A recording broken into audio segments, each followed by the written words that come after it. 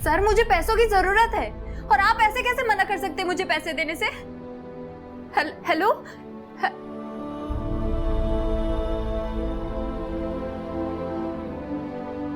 आप ठीक हो भाभी? बैठिए, थोड़ा पेशेंस रखिए भाभी, सब ठीक हो जाएगा। ऐसे गुस्सा करोगे तो आप खुद का ही नुकसान करोगे भाभी।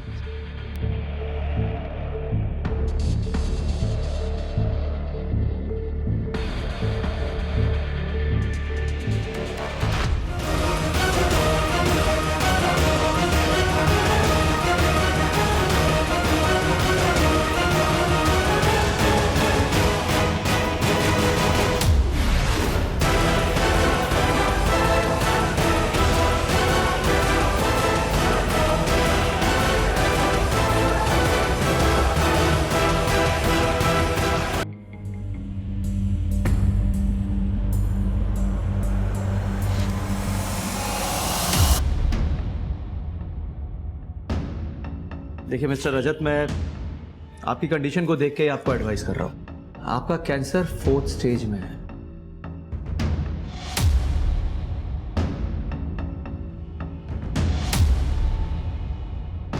आप कितना भी केमोथेरेपी और रेडिएशन ले लें, लेकिन हकीकत यह है कि आपका ठीक हो पाना ऑलमोस्ट इम्पॉसिबल है। सर, पर हम ऐसे कैसे गिव अप कर दें? रजत का ट्रीटमेंट ऐसे बीच में कैसे छोड़ दें सर?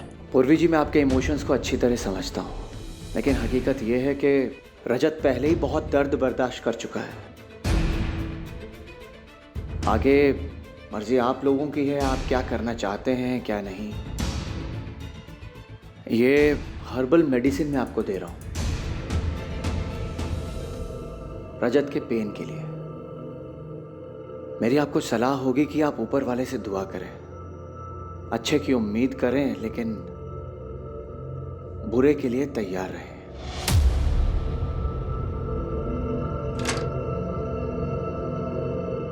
बकवास कर रहा है ये doctor. I can't leave you hanging. कोई बकवास नहीं कर रहे हैं डॉक्टर। तुम्हें भी पता है पूर्वी कि मैं बचने वाला नहीं हूँ, फिर क्यों मेरे साथ तुम भी सफर करना चाहती हो? मुझे तुम्हारे लिए 100 गुना भी सफर करना पड़े ना तो भी मैं करूंगी। बच्चे कुछ पैसे तो क्या घर पे बेचना पड़े तो वो भी बेच दूंगी, पर मैं तुम्हें ऐसे अकेला नहीं छोड़ सकती रजत। तुम मेरे साथ नहीं रहना चाहते क्या?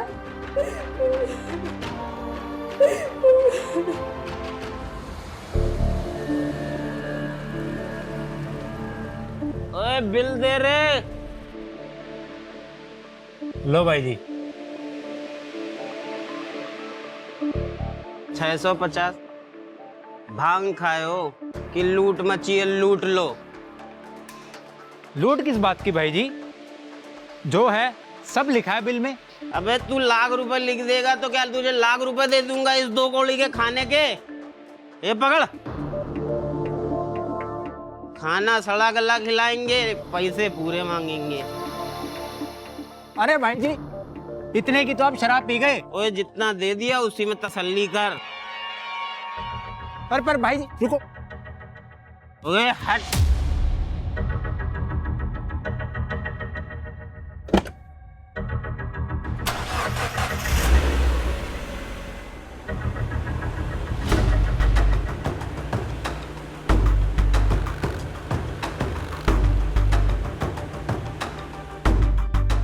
कहाँ जाना है? थोड़ा आगे तक छोड़ दीजिए। आ जाओ, बैठ जाओ, छोड़ देते हैं।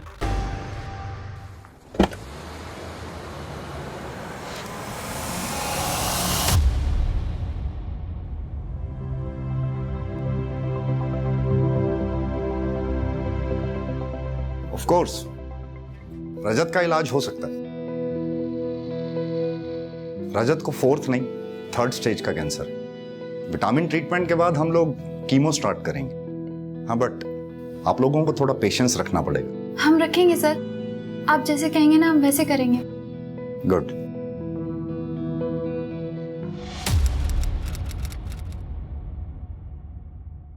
आराम से निकालो। गला कटा हुआ है। जी सर। बॉडी को सर्च करो। सर कोई मोबाइल या पर्स और ना ही कोई आईडी कार्ड, लगता है लुढ़के से फेंक दिया यहाँ। बॉडी को पोस्टमार्टम के लिए भेजो और इसकी फोटो क्लिक करो और आसपास के एरिया में लोगों को दिखाओ।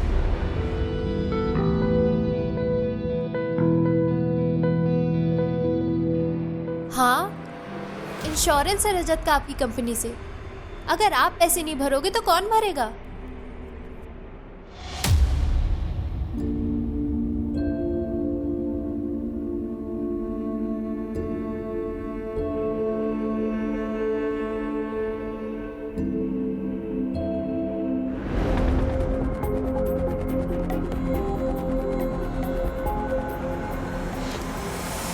रजत, क्या हुआ रजत को?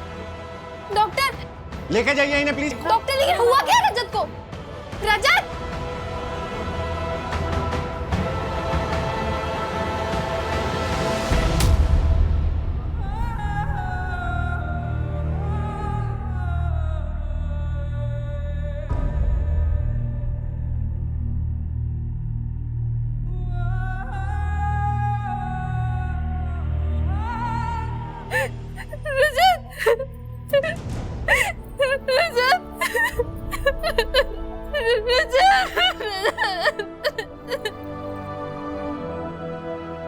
रजत को क्या हुआ?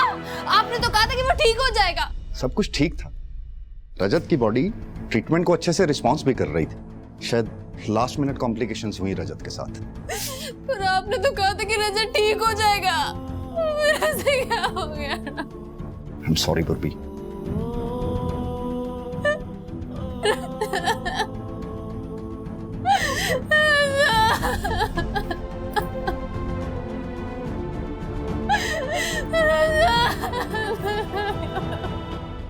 हाँ सर, मैं पहचानता हूँ इसको।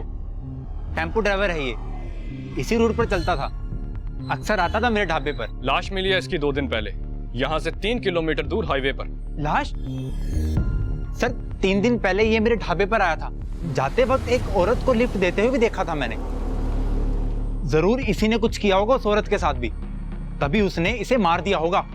नाम पता जानते हो इसका? सर नाम पता तो नहीं मालूम, पर हाँ पहले ही अपना मोबाइल ढाबे पर ही भूल गया था। एक मिनट सर, ये लो सर, शायद इससे कुछ आपको पता चल जाए। ठीक है।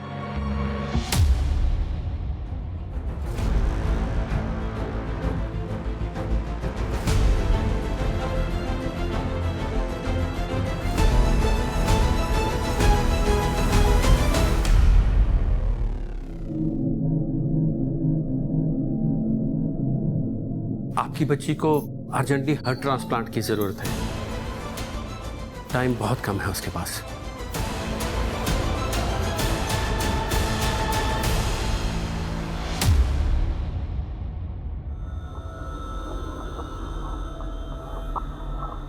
जी आप कौन? मेरी बेटी पीहू इस हॉस्पिटल में एडमिट है और आपके पिताजी की वजह से उसकी जान बचाई जा सकती है। कैसे? मेरी बेटी सिर्फ 8 साल की है और उसे हार्ट ट्रांसप्लांट की जरूरत है। डॉक्टर का कहना है कि आपके पिताजी का हार्ट उसे ट्रांसप्लांट किया जा सकता है। ये क्या बकवास कर रही हैं आप? मेरे पिताजी अभी जिंदा है। पर ब्रेन तो डेड है ना, और वो कभी रिकवर भी नहीं करेंगे। ये आप कैसे कह सकती हैं? और अगर ऐसा है भी तो मैं आपकी बेटी के लिए अपने पिताजी को मार दूं? देखिए, आप मेरी बात नहीं समझ रहे। आपके पिताजी ने तो पूरी जिंदगी जी ली, पर मेरी बेटी पीहू, वो तो सिर्फ 8 साल की है। उसके सामने उसकी पूरी जिंदगी पड़ी है। आपके पिताजी की मौत मेरी बेटी को जिंदगी दे सकती है। अरे कौन है ये औरत? भाई साहब, कौन है ये? आप कोई है यहाँ पे? बाहर निकलो इसे। मेरी कोई है यहाँ पे? जिंदगी आपके हाथ में है। प्लीज उसे बचा लीजिए प्लीज। भाई साहब प्लीज। लेके जाइए इसे। वो सिर्फ 8 साल की है, आप थोड़ा तो समझिए। उसकी पूरी जिंदगी पड़ी है भाई साहब। प्लीज मेरी बात सुनिए, प्लीज थोड़ा सोचिए। अब अंदर मत जाना।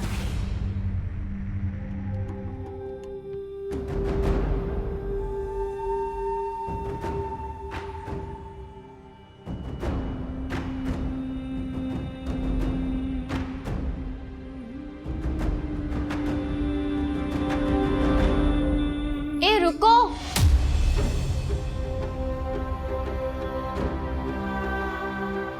मैं आपकी हेल्प कर सकती हूँ अपने पति को मनाने में। बहन जी आपका बहुत बहुत एहसान होगा, आप प्लीज हार्ट। अरे मेरी बात तो सुनिए पूरी, एहसान की कोई बात नहीं है। आप पापा जी के हार्ट के बदले हमें सिर्फ 5 लाख रुपए दे दीजिएगा। 5 लाख? पर बहन जी इतने पैसे तो मेरे पास नहीं है, सारे पैसे पहले ही पीहू के इलाज में खर्च हो चुके हैं, मैं इतने पैसे कहाँ से लाऊंगी? तो फिर रहने दो, बिना कुछ मिले मैं कैसे समझा पाऊंगी अपने पति को? नहीं नहीं सुनिए, मैं कुछ करती हूँ, मैंने अपने पति से बात करती हूँ, मुझे हार्ट चाहिए। ठीक है।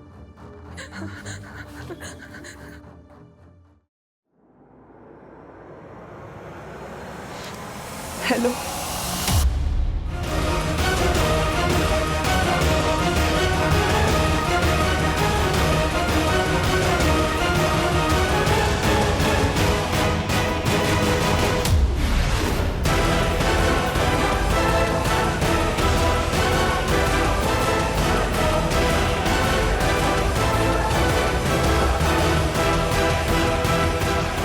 सर, इन 8 मर्डर्स में एक बात कॉमन है, जब जब ये मर्डर हुए हैं एरिया के लोगों ने लाल सलवार सूट पहने एक औरत को देखा है गाड़ियों से लिफ्ट मांगते हुए। क्लियरली एक सीरियल किलर का काम है राजेश, वो भी एक औरत। हमें सीरियल किलर मैपर की जरूरत पड़ेगी किलर की प्रोफाइलिंग करने के लिए। अरेंज करो। सर इन सारे मर्डर्स में किलर का मोडस ऑपरेंडी बिल्कुल सेम है। कैसा डाउट? सर ये देखिए सर, लेकिन दोनों ही मर्डर्स के मोडस ऑपरेंडी में कोई डिफरेंस नहीं है, बल्कि इस तरह के किलिंग्स में परफेक्शन आते आते आता है। और इन सारे मर्डर्स में परफेक्ट सिमिलरिटी देख के तो ये कह सकता हूं कि इतनी सिमिलरिटी बिना प्रैक्टिस के पॉसिबल ही नहीं। मतलब तुम कहना चाहते हो कि इस सीरियल किलर ने इन मर्डर्स से पहले और भी मर्डर्स किए? जी सर। और सर आपका ये अंदाजा भी बिल्कुल सही है कि विक्टिम की गर्दन को गाड़ी में पीछे से बैठ के काटा गया, क्योंकि सर ये देखिए ये सारे कट के मार्क्स फ्लैट ना होकर सर्कुलर है, जैसे गर्दन को पीछे की तरफ से खींच के रेता गया। क्या ये मर्डर्स कोई औरत कर सकती है? सर बिल्कुल कर सकती, क्योंकि पीछे की तरफ बैठ के मारने के लिए ज्यादा फोर्स की जरूरत नहीं पड़ी होगी विक्टिम को कंट्रोल करने के लिए। मगर हाँ, वो फोर्स इतनी भी कम नहीं होगी कि कोई भी औरत इसे आसानी से कर ले। अगर वाकई में ये सीरियल किलर कोई औरत है तो पक्का वो कोई अच्छी कदकाठी वाली औरत होगी।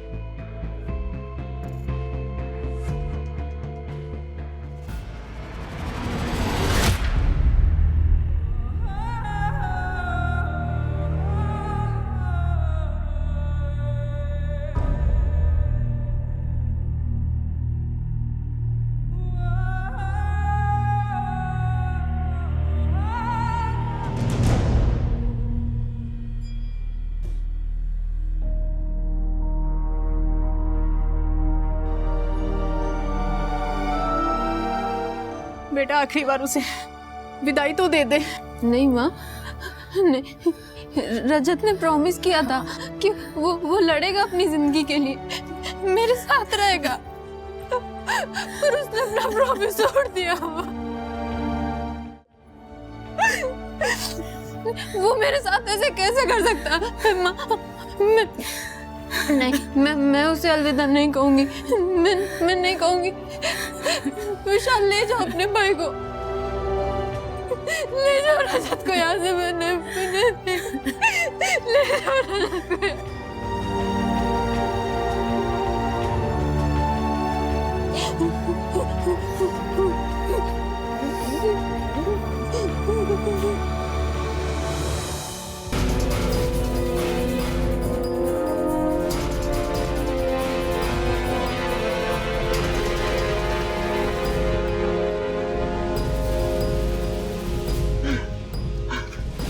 जा भाग।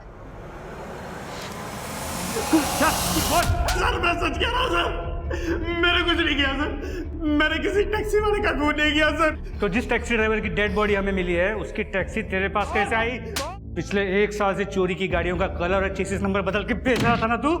सोच रहा था कभी पकड़ा नहीं जाएगा, लेकिन इस बार तूने जल्दी में चेसिस नंबर बदलना। सर मैंने कुछ नहीं बदला सर, कुछ भी नहीं बदला सर। मुझे गाड़ियाँ वैसे ही मिली थी जैसे आपको मिली है सर।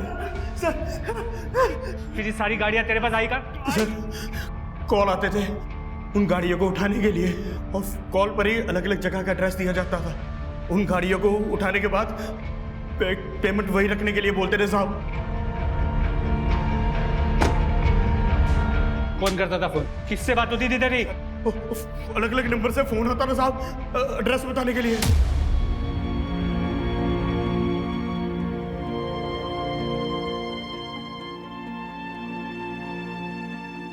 बेटा कुछ खा ले, ऐसे कब तक बिना खाए पिए जागती रहेगी?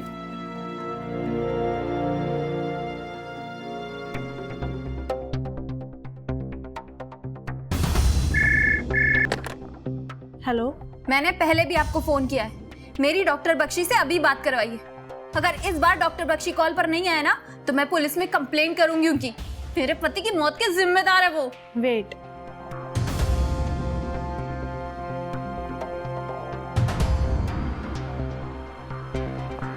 अब किस लिए फोन किया आपने यहाँ पे? आपको अच्छे से पता है कि मैंने आपको क्यों फोन किया है।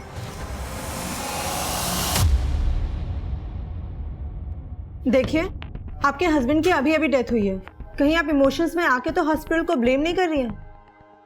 क्योंकि बहुत ही रेप्यूटेड हॉस्पिटल है ये। रेप्यूटेड है तो क्या हुआ?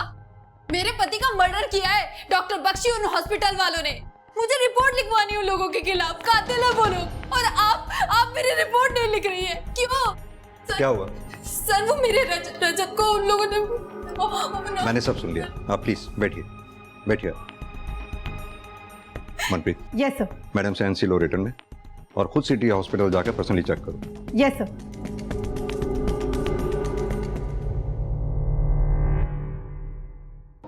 मैम, रजत को बचाने के लिए हम जो कुछ कर सकते थे हमने वो सब कुछ किया, पर वो नहीं बच पाया। कैंसर तो आपको पता है कितनी अनप्रेडिक्टेबल सी बीमारी है, न जाने कब क्या हो जाए।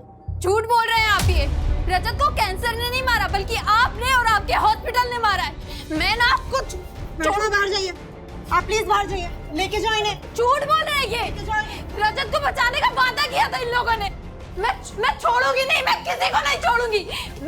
मैं किसी को भी नहीं छोड़ूंगी। देखिए रजत ना तो पहला ऐसा पेशेंट है जिसकी डेथ मेरे हॉस्पिटल में हुई है, और ना ही पूर्वी कोई पहली ऐसी रिलेटिव है जो इस तरह से हंगामा कर रही है। हाँ, रजत की मौत पे मुझे भी डाउट है। डाउट है? पूर्वी मुझसे पैसे मांग रही है रजत की मौत के हर जाने के तौर पर। डॉक्टर बख्शी, मेरे पास जितने भी पैसे थे वो सब रजत के इलाज में खर्च हो गए। मेरे पास कुछ भी नहीं है, मैं अपने खर्चे कैसे उठाऊं? आपको तो कंपनसेशन देना ही होगा, चाहे ऐसे या वैसे। जिस टाइम रजत की डेथ हुई ठीक उससे लगभग आधा घंटा पहले मेरे डॉक्टर्स ने राउंड किया। रजत वाज परफेक्टली फाइन। उसके आधे घंटे के अंदर अंदर न जाने ऐसा क्या हुआ कि रजत की डेथ हो गई। पर उस टाइम पूर्वी अकेली थी मैम रजत के साथ रूम में। इंटरेस्टिंग। पता है मनप्रीत, पैसा आदमी से कुछ भी करवा सकता है, तो फिर ये पूर्वी क्या चीज है? इसका बैकग्राउंड चेक करो। Yes sir. और वो हॉस्पिटल में कुछ सस्पिशियस मिला क्या? सर हॉस्पिटल में तो कुछ सस्पिशियस नहीं मिला, लेकिन डॉक्टर बख्शी, वो शायद जितना अच्छा खुद को दिखाते हैं उतने अच्छे वो है नहीं। अगर तुम्हें लगता है कि डॉक्टर बख्शी के साथ कुछ गड़बड़ है तो डॉक्टर बख्शी और हॉस्पिटल दोनों को इन्वेस्टिगेट करो। Yes sir.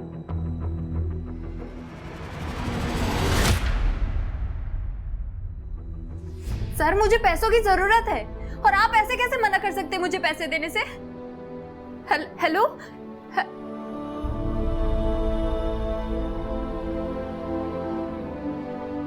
आप ठीक हो भाभी? बैठिए, थोड़ा पेशेंस रखिए भाभी, सब ठीक हो जाएगा। ऐसे गुस्सा करोगे तो आप खुद का ही नुकसान करोगे भाभी।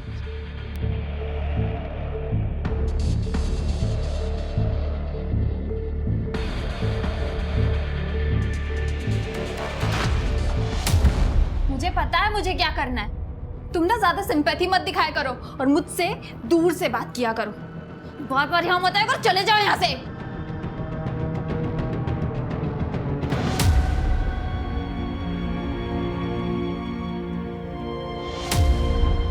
आप बात को समझ नहीं रही हैं मैडम। हॉस्पिटल में जगह नहीं है दूसरे पेशेंट्स के लिए, और आपकी बेटी का एक ही इलाज है, हार्ट ट्रांसप्लांट। और वो आप अरेंज नहीं कर पा रहे हैं। आप एक काम करिए, या तो इसको आप घर ले जाइए और इसके साथ टाइम स्पेंड करिए प्लीज। आपको समझ में आ रहा है आप क्या बोल रहे हैं? मरने के लिए ले जाऊं अपनी बेटी को घर? मैं आपसे बोल रही हूँ कि एक दिन का टाइम और दे दीजिए।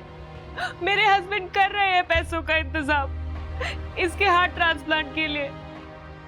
आप समझ क्यों नहीं रहे हैं? बस एक दिन, या तो आप हार्ट अरेंज करिए या फिर इसको आप घर ले जाइए प्लीज।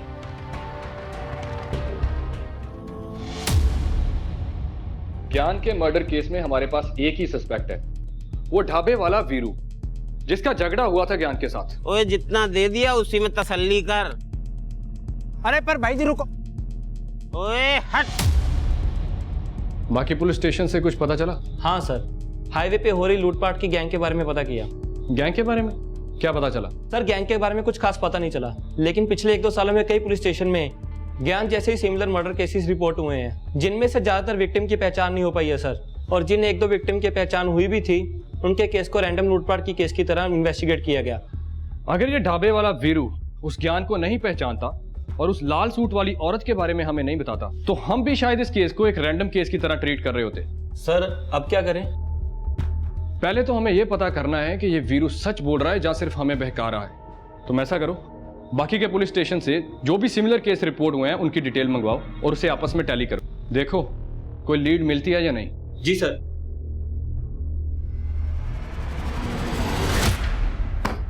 सर 12 केसेस हैं ज्ञान के जैसे। 12 केस तो रिपोर्ट हुए हैं तेजिंदर, क्या पता कितने केस रिपोर्ट ही नहीं हुए होंगे। मॉडस ऑपरेंडी को देखकर तो यही लग रहा है कि कोई गैंग एक्टिव है हाईवे पर। और सर वो औरत जो ज्ञान के साथ देखी गई थी?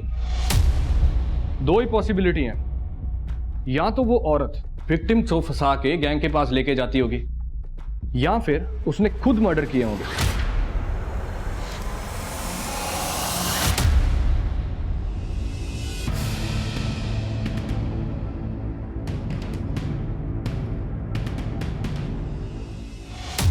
सर 8 विक्टिम्स की पोस्टमार्टम रिपोर्ट स्टडी कर रहा था, लेकिन उसमें भी कुछ खास मिला नहीं था इन्वेस्टिगेटिव टीम्स को। सर हाईवे पर एक औरत की डेड बॉडी मिली है।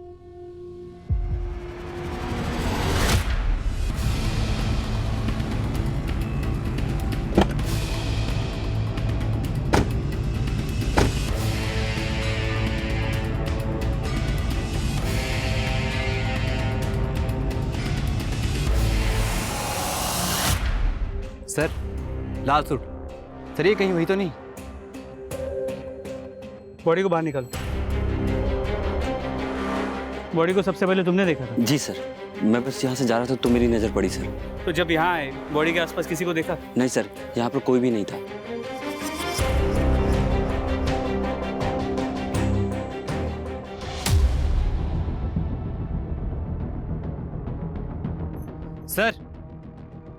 सर इसका नाम प्रतिमा सागर है, और सिर्फ इसकी आईडी नहीं, इसके पर्स से और भी देखिए क्या क्या मिला है।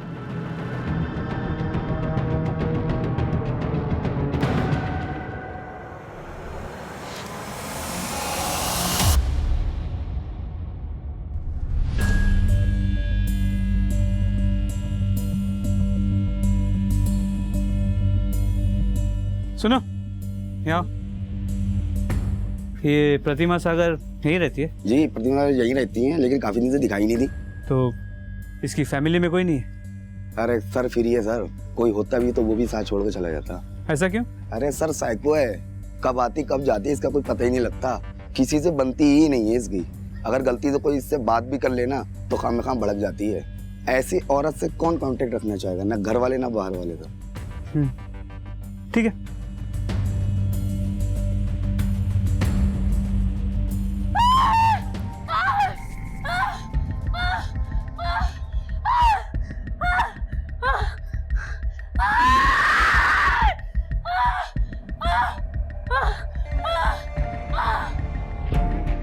मुझे तो अभी भी यकीन नहीं हो रहा रीवा कैसे मान गई आपकी बात, जो डिलीवरी के लिए हॉस्पिटल की बजाय ये होम बर्थ का ऑप्शन चुना, जबकि उसकी प्रेगनेंसी पहले से इतनी कॉम्प्लिकेटेड है।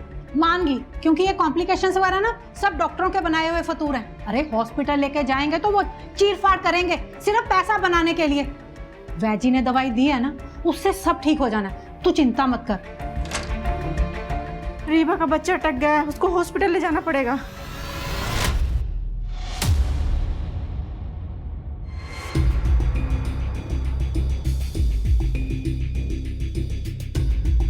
We want justice. We want justice. We want justice. We want justice. We want justice. We want justice. अरे हटिए, हटिए, प्लीज प्लीज प्लीज प्लीज हटिए, स्कूटी स्ट्रेचर लाओ please. We want justice. We want justice.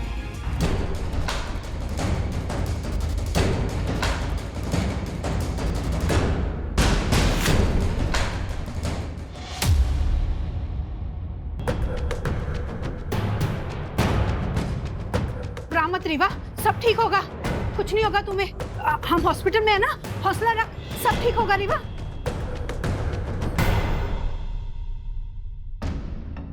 मैं ना वैद जी को फोन करती हूँ, वो जरूर कोई दवा बताएंगे।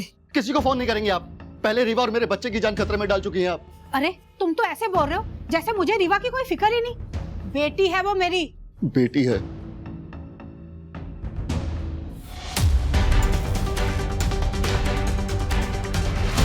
ये रहे तुम्हारे पैसे। लेट कर दिया तुमने, अब कुछ नहीं हो सकता। डैडी जी गुजर गए।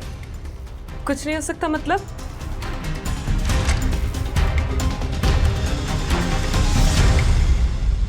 अब तो तुम्हारे ससुर मर गए ना, अब तो इजी हो जाएगा। नहीं हो पाएगा, डेथ हार्ट फेल होने से हुई है और तुम्हें तो हार्ट ही चाहिए था ना। परी मेरी सो रही है, पीहू मेरी सो रही है, परी रानी आएगी, पीहू को खिलाएगी, पीहू खुश हो जाएगी। मम्मा मम्मा चिल्लाएगी, मम्मा मम्मा चिल्लाएगी, पापा पापा चिल्लाएगी, पीहू खुश हो जाएगी, पीहू मेरी सो रही है, परी। हाँ? पीहू को क्या हो गया? ये सांस नहीं ले रही है। पीहू पीहू बेटा आंखें खोलो। बेटा पीहू, बेटा आंखें खोलो। क्या हो गया? एक मिनट। पीहू पीहू आंखें खोलो बेटा। पीहू पीहू आंखें खोलो।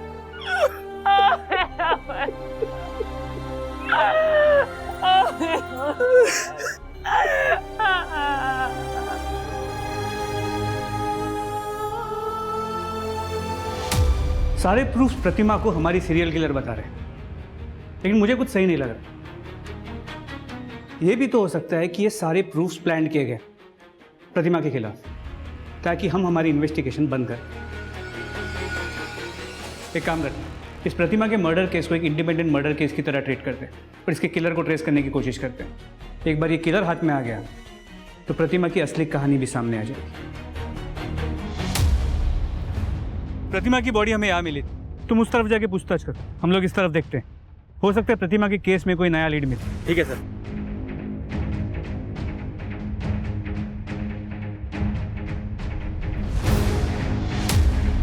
इसको, हाँ साहब, इस औरत ने मेरी दुकान से पानी खरीदा था। भैया एक पानी की बोतल देना, थोड़ा जल्दी दे दो।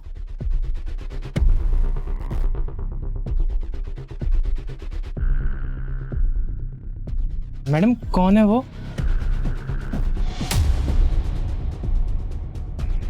कोई नहीं।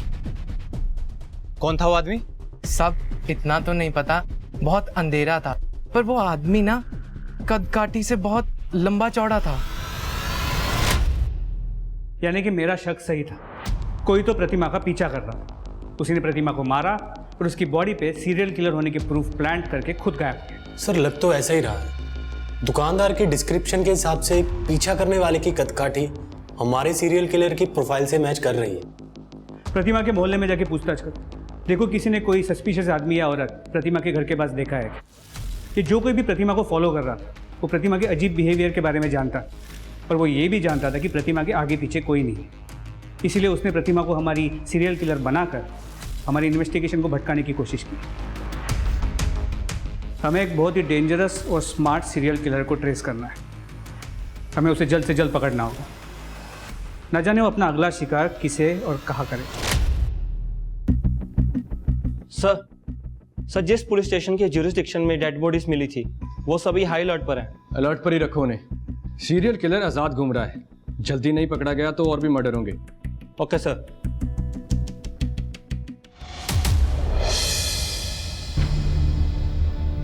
डेड बॉडी मिलने में थोड़ा वक्त लगेगा, तब तक आप घर जाइए, मैं आता हूँ। जी मैंने सुना आपकी बीवी के बारे में। इन हॉस्पिटल वालों ने आपकी बीवी और बच्चे दोनों को मार दिया ना, जैसे मेरे रजत को मारा था। देखिए, आप हमें प्लीज अकेला छोड़ दीजिए। वी आर इन पेन, हम बहुत दुखी है, प्लीज चलो।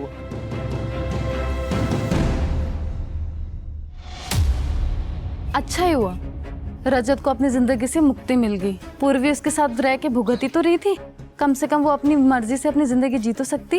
अपनी मर्जी से मतलब? अरे मैम, मरने वाले के बारे में मैं आपको क्या बताऊं। रजत को कैंसर होने से पहले ही उसने अपने भाई विशाल को अपनी मम्मी पापा के घर भेज दिया था। अब रजत के मरने के बाद वो जब चाहे अपनी मर्जी से आता जाता है। मुझे तो ये लगता है विशाल और पूर्वी के बीच कुछ। सिटी हॉस्पिटल के रिकॉर्ड में एक चीज बहुत ऑड है। क्या? शहर के बड़े बड़े और फेमस हॉस्पिटल्स में भी इतने ऑर्गन ट्रांसप्लांट नहीं हो रहे हैं जितने इस सिटी हॉस्पिटल में हो रहे हैं। इनफैक्ट पूर्वी के हस्बैंड रजत, उसके भी ऑर्गन ट्रांसप्लांट वही हुए थे। और सर पूर्वी, उसके बारे में हमें ये पता चला है। ये देखिए, ये तो रजत के इंश्योरेंस के पेपर है। बिल्कुल। और आप रजत की इंश्योरेंस को क्लेम करना चाहती हैं, वो भी जल्द से जल्द। हाँ तो इसमें गलत क्या है? मेरे पति के नाम पे इंश्योरेंस था और अब उसकी डेथ हो गई है। क्लेम नहीं करूंगी तो क्या करूंगी? गलत? इसमें कोई गलत नहीं है, बल्कि आपके और आपके देवर विशाल के बीच में जो भी कुछ चल रहा है, क्या वो सही है? क्या चल रहा है मेरे और विशाल के बीच में? कहना क्या चाहते हैं आप? यही कि आपके और विशाल के बीच में जो कुछ भी चल रहा था, इसी वजह से रजत ने विशाल को उसके माँ बाप के पास भेज दिया था, क्योंकि उसे शक था। बकवास कर रहे हैं आप। ये रजत ने विशाल को यहाँ पर सिर्फ पढ़ाई करने के लिए बुलाया था, मगर वो यहाँ आकर कुछ ज्यादा ही बिगड़ गया था। मेरे साथ फ्रेंडली होने की कोशिश कर रहा था, इसलिए मैंने रजत को बोला था विशाल को वापस मम्मी पापा के पास भेजने के लिए। और ये डॉक्टर बख्शी से कॉम्पनसेशन के लिए ब्लैकमेलिंग कर रहा है। मैंने कोई ब्लैकमेलिंग नहीं की है सर। मैंने सिर्फ उनसे ये कहा था कि उन्हें रजत की मौत का हर्जाना भरना पड़ेगा, और डॉक्टर बख्शी इस बात का बतंगड़ बना रहे और कुछ नहीं कर रहे सर। मुझे तो इस बात का विश्वास नहीं होता सर कि जो लोग मेरे पति की मौत के जिम्मेदार है अब उनकी बात पे भरोसा कर रहे हैं। पूर्वी जी, हमें आपके बारे में कुछ बातें पता चली थी तो हमने आपसे पूछताछ की। हमें डॉक्टर बख्शी और उनके हॉस्पिटल के बारे में कुछ बातें पता चली हैं, उनसे भी पूछताछ करेंगे।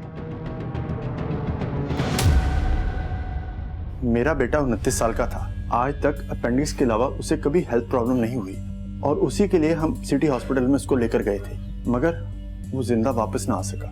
क्या आपने अपने बेटे के ऑर्गन्स डोनेट करने के लिए कुछ पेपर्स पे साइन किया था? मैम, इलाज के दौरान उन्होंने हमसे इतने पेपर साइन करवाए, हो सकता है बीच में कोई ऐसा पेपर रख दिया हो।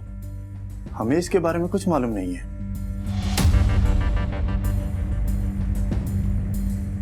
किडनी कौन दे रहा था ये जानकर मुझे क्या करना था मैम?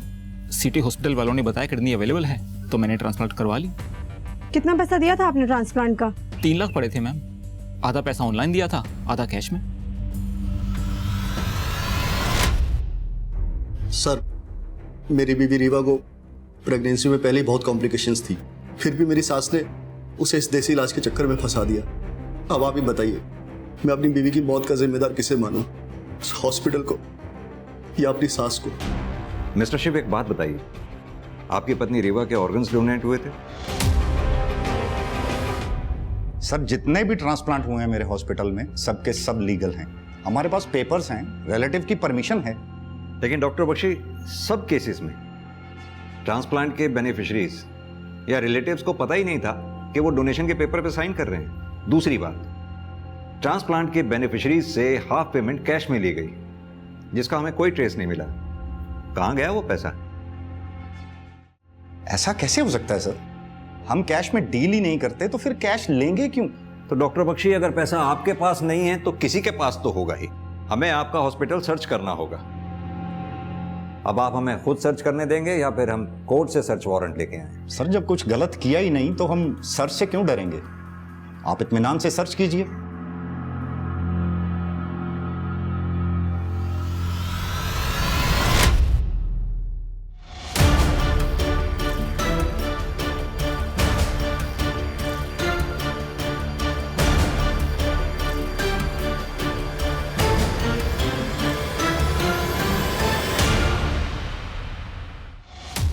हाँ तो राधा कुमारी जी, हॉस्पिटल के ऑर्गन डोनेशन ट्रांसप्लांट के सारे गड़बड़ केसेस तुम ही हैंडल करती हो, क्यों और कैसे? हॉस्पिटल में कोई और नर्स नहीं है क्या? सर मेरा यकीन कीजिए, मैंने किसी को कुछ नहीं किया। मैं तो सिर्फ ऑर्गन डोनेशन के पेपर पर रिश्तेदारों की सिग्नेचर लेती थी। धोखे से? ये सारा उसका आइडिया था। वो पहले से ही जानता था कि कौन सा पेशेंट कब बनने वाला है। वो बस मुझे नाम मैसेज कर देता था और मैं सारे पेपर वर्क कंप्लीट कर लेती थी। सब बताए गए पेशेंट के मरने के बाद जिन्हें ऑर्गन चाहिए होते थे, मैं उनसे कैश लेके उसे 70% दे देती थी। मुझे तो सिर्फ 30 ही मिलता था सर।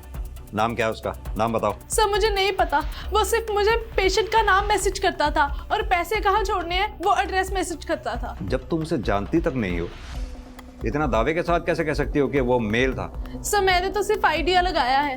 वो औरत है कि मर्द मुझे नहीं पता।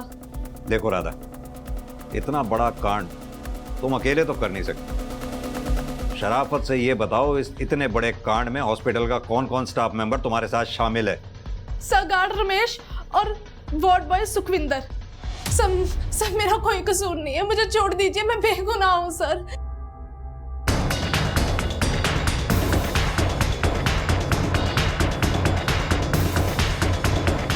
सर राधा के दिए हुए सारे नंबर्स बंद आ रहे हैं और सर गार्ड और वार्ड बॉय से भी कुछ नया पता नहीं चला।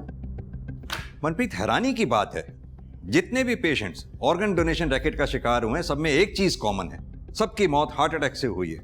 हाँ सर, मेरा तो ध्यान ही नहीं गया इस बात पर। और इतना ही नहीं, ये सभी पेशेंट्स के केसेस को जब मैंने गहराई से स्टडी किया तो एक चीज और कॉमन पाई। इन सभी पेशेंट का कभी ना कभी एक आयुर्वेदिक डॉक्टर दीप राणा से कनेक्शन रहा है। इन सभी पेशेंट्स का दीप राणा से कनेक्शन होना महज इत्तेफाक नहीं हो सकता, कहीं तो कोई गहरा राज छिपा है। देखिए, आपका कैंसर लाइलाज है। अगर फिर भी कोई डॉक्टर आपको ये कहता है कि वो आपको यहां से ठीक कर सकता है, तो इसका सीधा मतलब ये है कि वो आपसे झूठ बोल रहा है और आपसे पैसे ऐंठना चाहता है। इसलिए मेरी आपको यही सलाह होगी कि आप अपने बेटे के साथ अपने घर जाएं। आप अपनी जिंदगी के आखिरी कुछ दिन अपने परिवार वालों के साथ शांति से बिताएं। बेटा, ये स्वर्ण अमृत मैं तुम्हें दे रहा हूं, जब जब दर्द हो देते रहना। सर पिछले 3 सालों से प्रैक्टिस कर रहा है डॉक्टर, लेकिन इससे पहले कहाँ था, क्या कर रहा था, इसकी कोई इन्फॉर्मेशन नहीं। और उसकी डिग्री जेन्युइन है सर, लेकिन एक चीज़ बहुत स्ट्रेंज है इसके बारे में। इसकी फैमिली लाइफ के बारे में किसी को कुछ नहीं पता। इसके माँ बाप, इसके बीवी बच्चे, इसकी कोई इन्फॉर्मेशन नहीं।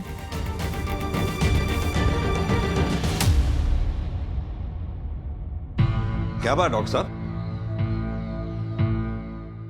भागने की तैयारी हो रही है? इंस्पेक्टर साहब, आप लोग यहाँ, और ये आप क्या कह रहे हैं? आई होप कि आपने सुना होगा कि सिटी हॉस्पिटल में कई सारे पेशेंट्स की मौत हार्ट अटैक से हो गई, और तो और उनके ऑर्गन्स भी डोनेट धोखे से करवाए गए। और डॉक्टर साहब, ताज्जुब की बात तो ये है कि सभी पेशेंट्स आपके हैं, आपने उन्हें सिटी हॉस्पिटल में रेफर किया था। तो नहीं करना चाहिए था क्या? देखिए इंस्पेक्टर, सिटी हॉस्पिटल एक शहर का रिप्यूटेड हॉस्पिटल है। पेशेंट्स को सेकंड ओपिनियन चाहिए होता है, इसलिए मैं उन्हें उस हॉस्पिटल में रेफर कर देता हूँ। इसमें कुछ गलत किया क्या मैंने? गलत नहीं किया होता तो ऐसे भाग तो नहीं रहे होते डॉक्टर साहब। मैं भाग नहीं रहा हूँ, मैंने अपने लैंडलॉर्ड को 1 महीने पहले ही इन्फॉर्म कर दिया था कि मैं यहाँ से जा रहा हूँ दूसरे शहर। आप चाहें तो उनसे पूछ सकते हैं। पूछ लेंगे, उनसे भी पूछ लेंगे। फिलहाल आप ये बताइए कि आप यहाँ 3 साल से प्रैक्टिस कर रहे हैं, 3 साल पहले आप कहाँ थे, क्या कर रहे थे, इसका कोई रिकॉर्ड क्यों नहीं? 1 मिनट।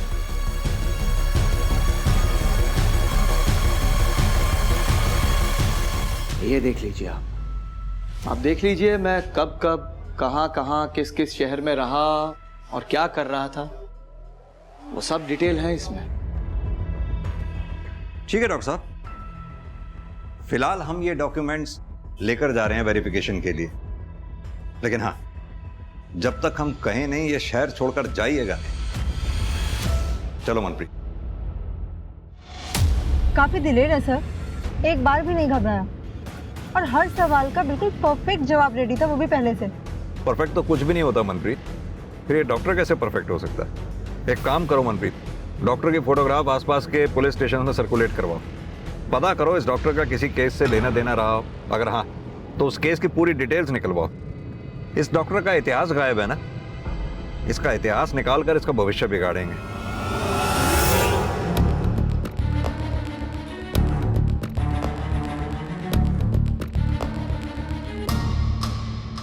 सर हम उस सीरियल किलर को कभी ढूंढ नहीं पाए। हमने अपनी पूरी कोशिश की। उस सीरियल किलर ने अपनी एक विक्टिम प्रतिमा को सीरियल किलर बनाकर हमारे सामने प्रोजेक्ट करने की कोशिश भी की। हमने प्रतिमा के एक पड़ोसी से उस किलर की आधी अधूरी स्केच बनवाई थी। सर ये देख। तो इस स्केच से कोई हेल्प नहीं मिली आपको? नहीं सर, हमें प्रतिमा के घर में एक अनजान आदमी के फिंगरप्रिंट्स भी मिले थे, लेकिन हमारे पास कोई सस्पेक्ट था नहीं कि इसके साथ वो फिंगरप्रिंट्स मैच कर सकते।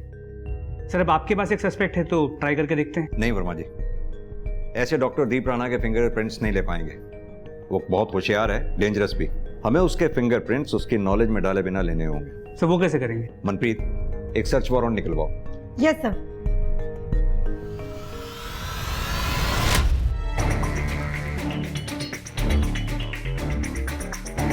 आप इंस्पेक्टर साहब अपना टाइम वेस्ट कर रहे हैं। आपके उस सीरियल किलर का राज मेरे इन बॉक्सेस में नहीं मिलेगा आपको।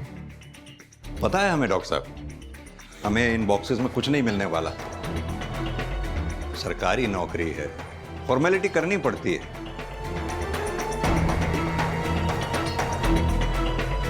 चलो भाई, हो गया बस। ठीक है डॉक्टर साहब, जल्दी मुलाकात होती है। चलो मनप्रीत।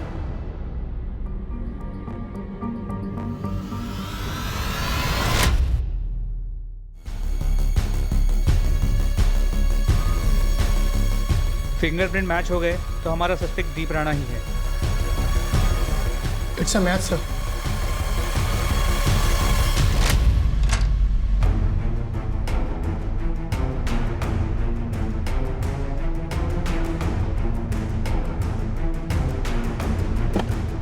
मैं क्रिमिनल कोई शौक से नहीं बना हूं। मेरी बच्ची जब हॉस्पिटल में थी तो किसी को भी उसकी जान की परवाह नहीं थी। सबको बस पैसा ही चाहिए था। मैं पैसे भी ले आया था पीहू के हार्ट ट्रांसप्लांट के लिए, मगर ट्रांसप्लांट होने से पहले ही वो बुढ़ा हार्ट अटैक से मर गया। और तब मुझे लगा कि जिसको मरना ही है, अगर उसके मरने से किसी की जिंदगी बच जाती है, खासकर मेरी बेटी जैसे बच्चों की या और लोगों की, तो उनके मरने में क्या गलत है। इसलिए मैंने डॉक्टर बनने की सोची। जिन लोगों के बचने की कोई उम्मीद ना हो, उन्हें टाइम से उनके अंत तक पहुंचा सकूं। लेकिन डॉक्टर बनने के लिए मुझे पैसों की जरूरत थी और इसलिए मैंने मर्डर्स किए।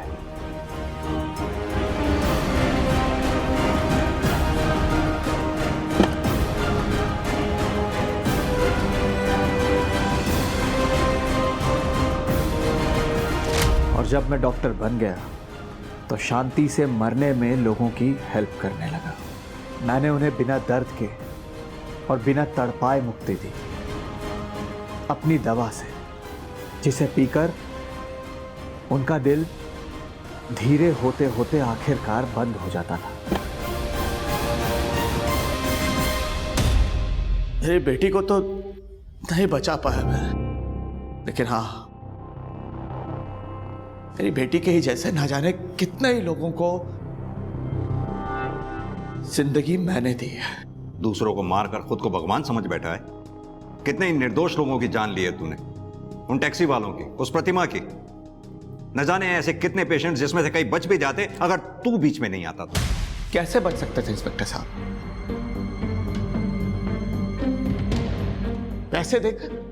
हाँ, दोनों हाथों से भर भर के पैसे देते और जिंदगी खरीद लेते। लेकिन मेरे एक सवाल का जवाब दीजिए आप लोग, उन लोगों का क्या जिनके अपने उन्हीं पैसों की कमी से मर जाते हैं? उन लोगों का क्या? अपनी पापों का ठीक रहा, अपनी बेटी की मौत के ऊपर मत डाल। 2012 से तूने 108 लोगों को मारा है। अगर सिर्फ डॉक्टर बनने के लिए पैसों की बात होती ना तो कब का रुक गया होता, मगर तू रुका नहीं। तो ये मुक्ति दे के मसीहा बनने की कहानी किसी ऐसे को सुनाना जो तुझे जानता ना हो, हमें नहीं। जगतार, लेके जाओ उसे।